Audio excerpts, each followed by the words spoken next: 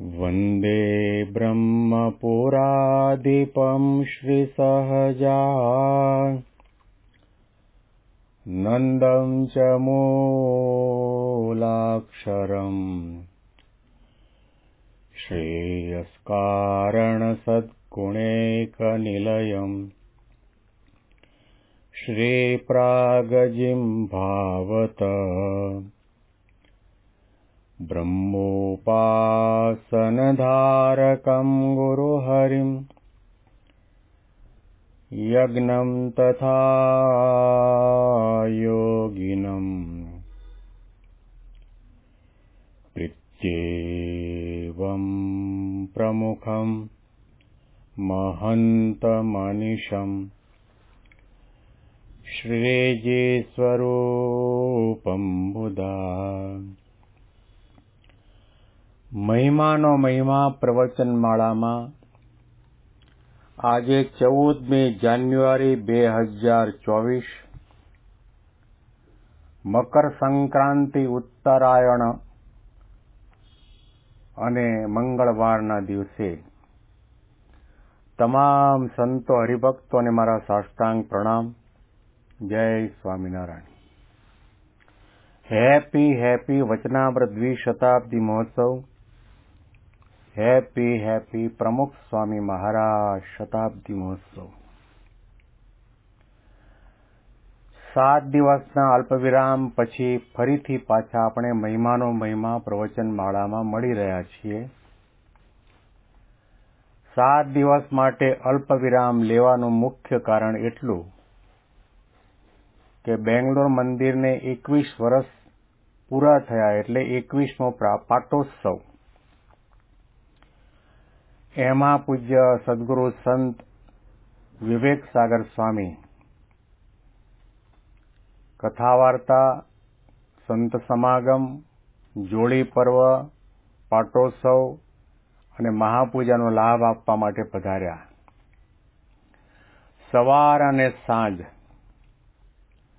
બ્રહ્મ સ્વરૂપ શાસ્ત્રીજી મહારાજના 4 મહાવાક્યો અને પ્રગટ બ્રહ્મ સ્વરૂપ મહંત સ્વામી મહારાજના 4 મહાવાક્યો ઉપર એમની પ્રવચનમાળા હતી. અદ્ભુત પ્રવચનો કર્યા અને જાણે કે આપણે શિબિરમાં લાભ લઈ રહ્યા હોય એવો બધાને અનુભવ થયો. એ દિવસો દરમિયાન સમય ન મળવાના કારણે રેકોર્ડિંગ કરી શકાણું નથી. ગઈકાલે સવારના પ્રવચનમાળાની પૂર્ણાહુતિ કરી તેઓ હૈદરાબાદ તરફ વિદાય થયા. આજે ફરીથી પાછા આપણે આ મહિમાનો મહિમા પ્રવચનમાળામાં મળી રહ્યા છીએ. 7 દિવસ પહેલા આપણે ગઢડા અંત્યનું 22મો વચનામૃત એની સમાપ્તિ કરી હતી. આજે આગળના વચનામૃતનો આપણે પ્રારંભ કરીએ છીએ. સ્વામિનારાયણ હરે વચનામૃત ગરડા અંત્ય પ્રકરણનું 23મું માનસી પૂજાનું. સ્વામિનારાયણ હરે સંમત 1885ના આસો સુધી પૂનમને દિવસ રાત્રિને સમયે સ્વામી શ્રી સહજાનંદજી મહારાજ શ્રી ગઢડા મધ્યે દાદા ખાચરના દરબારમાં પોતાના અવતારણ વિશે ફળિયાની વચ્ચે ઢોલિયો ઢળાવીને તે ઉપર વિરાજમાન હતા અને સર્વ શ્વેત વસ્ત્ર ધારણ કર્યા હતા અને પોતાના મુખારવિંદની આગળ પરમહંસ તથા દેશ દેશના હરિભક્તની સભા ભરાઈને બેઠી હતી. પછી શ્રીજી મહારાજ કૃપા કરીને સર્વ હરિજન પ્રત્યે બોલ્યા છે, જે ભગવાનનો ભક્ત હોય તે નિત્ય ભગવાનની માનસી પૂજા કરે. તે માનસી પૂજા કરવાની એમ વ્યક્તિ છે જે ઉનાળો, શિયાળો કે ચોમાસું એ 3 ઋતુ વિશે નોખી માનસી પૂજા કરવી. તેમાં ઉનાળાના 4 મહિના સુધી તો એમ પૂજા કરવી જે સારું, ટાઢું, સુગંધીમાન પવિત્ર જળ હોય તેણે કરીને ભગવાનને પ્રથમ નવરાવવા. મહારાજ પોતે 1886ની સાલમાં ધામમાં પધાર્યા અને આ વચનામૃત છે 1885ની સાલનું આસો મહિનાના શુક્લ પક્ષની પૂર્ણિમાનો દિવસ. અને મહારાજ રાત્રિના સમયની અંદર દાદા ખાચરના દરબારમાં પોતાના ઉતારને વિશે ફળિયાની વચ્ચે ઢોલિયો ઢળાવીને વિરાજમાન થયા હતા. શ્રીજી મહારાજને પોતાના યોગમાં આવેલા મુમુક્ષુઓ, સંતો, ભક્તોને આધ્યાત્મિક માર્ગમાં એવા પરિપક્વ કરવા છે, એકાંતિક બનાવવા છે, ભાગવત ધર્મના ધારક બનાવવા છે. એમની ભક્તિ, એમની નિષ્ઠા, એમની સેવા, એમનો સત્સંગ અનન્ય બને, નિર્વિઘ્ન બને, અલૌકિક બને અને એના દ્વારા ભગવાન પુરુષોત્તમ નારાયણ અતિશય રાજી થાય એવા પ્રકારના ભક્તોને બનાવવા છે. એટલા માટે રાતના સમયની અંદર મહારાજે કથા વાર્તાનો પ્રારંભ કર્યો છે. શ્રીજી મહારાજે બ્રહ્માંડ ભરાય એટલી બધી વાતો કરી છે. આ તો આપણા હાથની અંદર 273 વચનામૃત આવ્યા. બાકી મોટા મોટા સદગુરુ સંતો પાસેથી એવો સાંભળવા મળે છે કે 2000 વચનામૃતો હતા.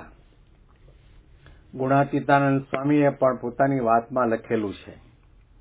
એમાં કેટલાક મહિમાના, નિષ્ઠાના, પ્રગટ ભગવાનપણાના એવા બધા વચનામૃતો હતા. એ કદાચ દરેકને પથ્ય ન થાય, સાંભળીને હાથ દોણું થઈ જાય અને માર્ગમાંથી પડી જાય એવી પ્રકારની ભીતિના કારણે સંપાદક સંતોએ માત્ર આ 273 વચનામૃત આ વચનામૃતમાં મૂક્યા છે. શ્રીજી મહારાજે વાતો કરવામાં, કથા વાર્તામાં ક્યારેય પણ આળસ કરી નથી. મહારાજે કહ્યું કે જેને કથા વાર્તા કરવા, સાંભળવામાં આળસ હોય એની કોરની એમ અટકળ કરવી કે એનામાં કોઈ દિવસ રૂડા ગુણ નહીં આવે. અને તેનું 24મું વચનામૃત.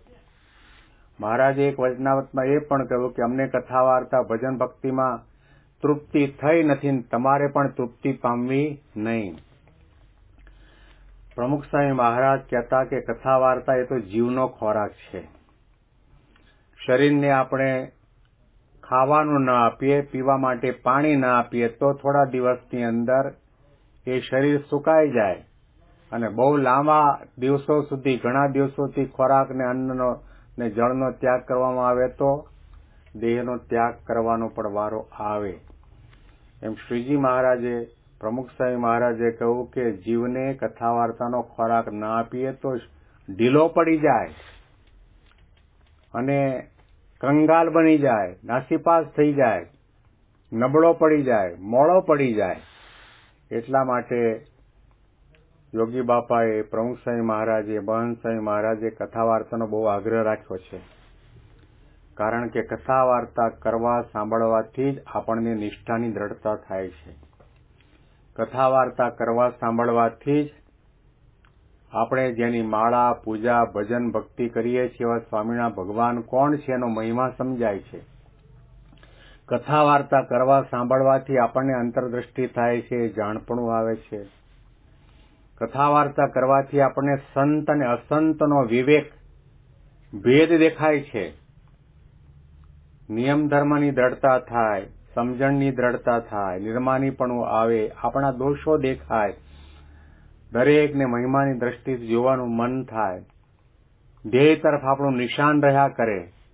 કથા વાર્તા એટલા માટે તો મહંત સ્વામી મહારાજે આ ગુણાતી સત્ર માટે દર વર્ષે એક વખત ગુણાતી સત્ર કરવું. કેટલાય દિવસોથી આ ગુણાતી સત્ર ચાલતું હતું. એની અંદર ઓનલાઈન લાખો હરિભક્તો અને સંતોએ લાભ લીધો છે.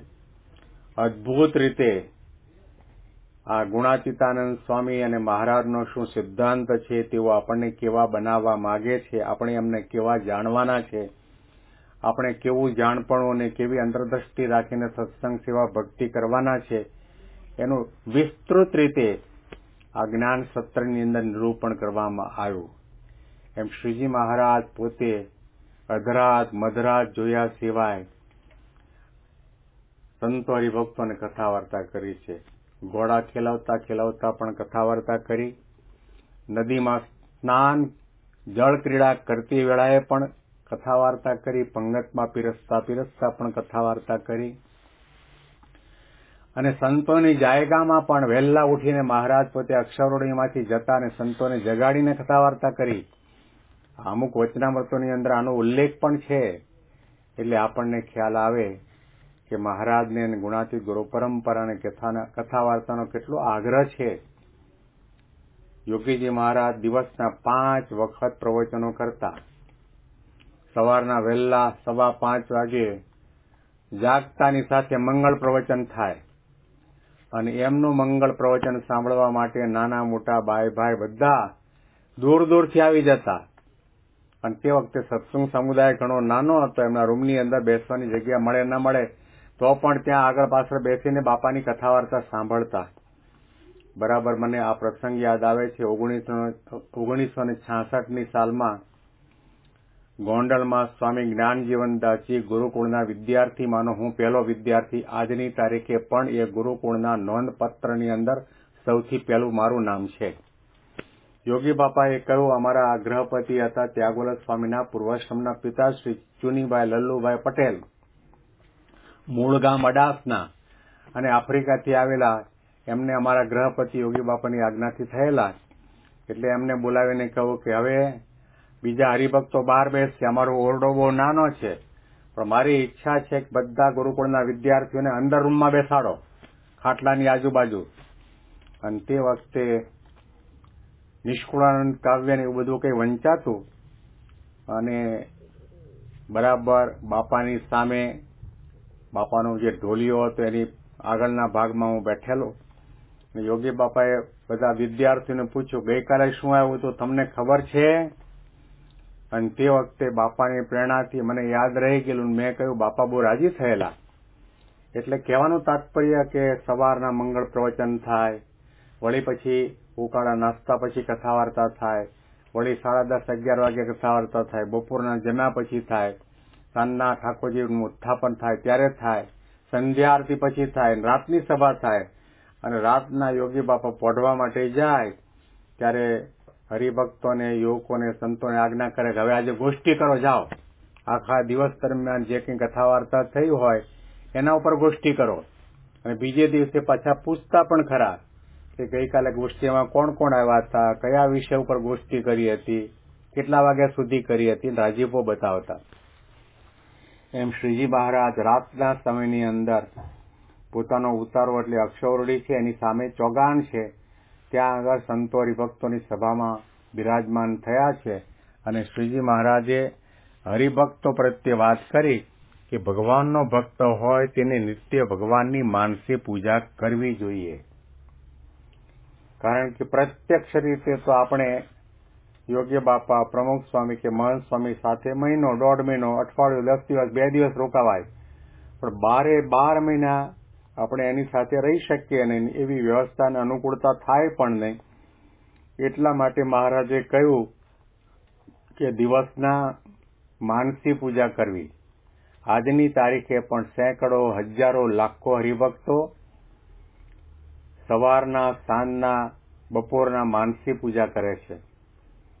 આપણે બધા મંદિરોની અંદર જોઈએ તો સંધ્યા આરતી થયા પછી પણ માનસી પૂજા થાય. ઠાકોરજી પોઢે ત્યાર પછી માનસી પૂજા. એટલે આપણને જે દર્શન થયા હોય એનું સ્મરણ કરીએ, એનું ચિંતન કરીએ, મહારાજના વચન છે, મહારાજે આદેશ આપ્યો છે, કથા વાર્તા કરી સાંભળી હોય એનું મનન ચિંતન કરવામાં આવે. ઠાકોરજીએ કેવા વાઘા અલંકાર પહેર્યા છે, અને આપણને ઠાકોરજીનું પ્રત્યક્ષ હરતું ફરતું સ્વરૂપ પ્રમુખ સ્વામી, મહંત સ્વામી મહારાજ એમનો આપણને યોગ થયો ત્યારથી ક્યાં ક્યાં મળ્યા હોઈએ, ક્યાં ક્યાં આશીર્વાદ આપ્યા હોય, કોઈ પત્ર લખ્યો હોય, માથા ઉપર હાથ મૂક્યો હોય, પ્રસાદ આપ્યો હોય, આપણા મોઢામાં ચોકલેટ મૂકી હોય, આવા ઘણા ઘણા પ્રસંગો દરેકને જુદી જુદી રીતે બન્યા હોય, એનું સ્મરણ કરવામાં આવે એ માનસી પૂજા છે. પ્રત્યક્ષ પૂજા કરો કે માનસી પૂજા કરો, એ બંને પૂજા સરખી છે અને ભગવાન એનાથી રાજી થાય છે. તો માનસી પૂજા કરવાની મહારાજ વ્યક્તિ બતાવે છે, સમજણ આપે છે કે ઉનાળો, શિયાળો અને ચોમાસું 12 મહિનાની અંદર 3 ઋતુ આવે છે. એમાં નોખી નોખી માનસી પૂજા કરવી. ઉનાળાના 4 મહિનામાં ઠાકોરજીની પૂજા એવી રીતે કરવી કે સારું, ટાઢું, સુગંધીબાન અને પવિત્ર જળ હોય તેને કરીને ભગવાનને સ્નાન કરાવવું. આ ભક્તિની રીતિ છે. જેમ આપણને ઉનાળામાં ગરમી લાગે અને ઠંડા પાણીથી સ્નાન કરવાનું મન થાય, પતલા કપડાં પહેરવાનું મન થાય, એવી રીતે ઠાકોર યથા દેહે તથા દેવે. આપણને જેમ ગરમી લાગે, આપણને જેમ ઠંડી લાગે, આપણને જેમ ભૂખ લાગે, એ પ્રકારના બધા ભાવો ઠાકોરજીના માટે પણ કલ્પવા અને એ રીતે ઠાકોરજીને ખૂબ પ્રેમથી ઠંડા, સુગંધીમાન, કેસરયુક્ત જળથી સ્નાન કરાવવામાં આવે. શિયાળાનો સમય હોય તે વખતે બાજરાની રાબ ધરાવવામાં આવે, લહલતો ગરમ શીરો ધરાવવામાં આવે અને ગરમા ગરમ ભજીયા, પકોડા જમાડવામાં આવે. એ વખતે ઠંડીના દિવસો હોય એટલા માટે કાન ટોપી પહેરાવવામાં આવે, શાલ ઓઢાડવામાં આવે, ગરમ વાઘા અલંકાર પહેરાવવામાં આવે. તો આના ઉપરથી આપણને ખ્યાલ આવે કે આપણે મૂર્તિને મૂર્તિ નથી માનતા, પરંતુ એ મૂર્તિમાં સાક્ષાત ભગવાન બિરાજમાન થઈને રહ્યા છે એવી ભાવના જાગે. આના અનુસંધાનમાં વિશેષ વાતો આપણે આવતીકાલે સાંભળીશું. આજે મકર સંક્રાંતિનો ઉત્તરાયણનો પરમ પવિત્ર દિવસ છે. મહારાજ સ્વામીને પ્રાર્થના કરીએ કે આપણી સત્સંગમાં, સેવામાં, ભક્તિમાં, જ્ઞાનમાં, સમજણમાં, નિષ્ઠામાં, ઉપાસનામાં હંમેશા ઉર્ધ્વગતિ રહે અને આગળ આગળ વધતા રહીએ એવી કૃપાદ્રષ્ટિ આપણા સૌના ઉપર કરે એવી પ્રાર્થના. વિશેષ મહિમા કાલે સાંભળીશું. સૌને જય સ્વામિનારાયણ.